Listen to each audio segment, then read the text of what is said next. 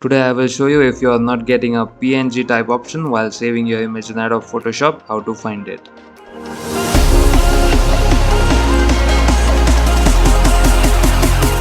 As you can see, I can't find the PNG type option. So to get that, go to Image, Mode, and select RGB color. Click on Merge.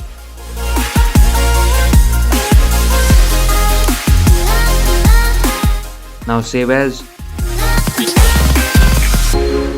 And there you go, PNG type is here. Don't forget to like, share and subscribe. Thanks for watching.